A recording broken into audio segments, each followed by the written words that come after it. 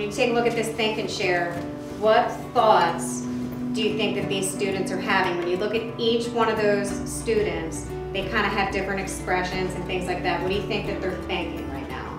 My students love the Second Step program. From the very first time that I've showed the lessons digitally, they love it because it's something different every day. Every kid needs that common language and needs the ability to feel comfortable before they can do anything academic. So it's so important, I feel like, to be able to know that, yes, we're here to learn academics, but also we're here to grow as a person. That social component of middle school is everything. And if you can be on a level playing field, if you can manage your emotions, then you're going to learn at school. And if you can't, then you're not going to learn anything because you're in that emotional brain. That was great. Remember the beginning of the year we did these character building? If I was to talk to another teacher to share about the Second Step program, I would tell them it's awesome. I would tell them I love it. And the children love it. They ask, are we doing Second Step today? They want to do the program. I love the digital curriculum because I love that I can preview what we're looking at before the kids come in the door. I love that I can look at the online resources.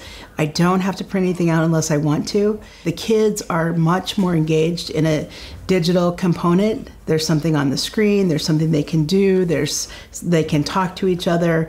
Then I'm going to reach every learner in the room, and that's what I want to do in every lesson. There's cooperative activities, there's videos, there's independent writing. It's a little bit different every lesson, and that's what I like about it. It's routine because the kids know what to expect, but they don't know how it's going to be laid out exactly every lesson. If I could go back in time and I could fix that. I've really enjoyed having the real voices because it's given us a bunch of chances to see how people see their problems differently and how they cope with them. It's cool to know that they're speaking out for themselves and you're not hearing it through someone, so it's actually their personal experiences and it's like real life.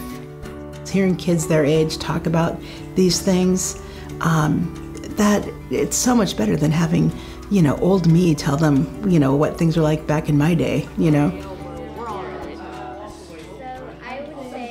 When we have advisory on Friday, I know what I've already taught, and I know what the kids are struggling with socially, so I'm able to frame, our advisory around what's going on, here are the resources, this is what we talked about, and bring it back in and have them come up with solutions within those components.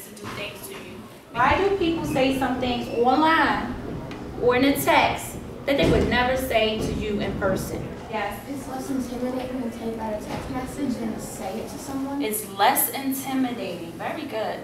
It's relevant for them because it does bring in their issues of today.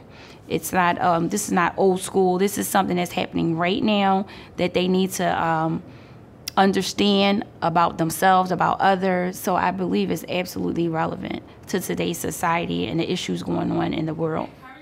I think students should learn about online values because they sometimes say things and they don't even know why, but most of the times they won't say it directly to that person because they're scared or insecure.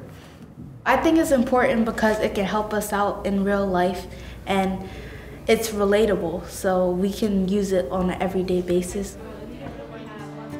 It's been nice because it talks about social media. It talks about internet safety to a degree. It also talks a lot about their relationships and what they're dealing with and kind of how to deal with those things. So a lot of the things that kids normally won't bring up on their own, they're actually bringing up based off of the conversations that we're having in the classroom through Second Step.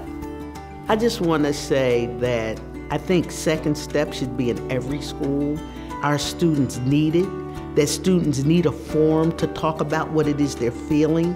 I think a lot of times things in the world happen because we've not given students a forum to express themselves, and I think Second Step allows that.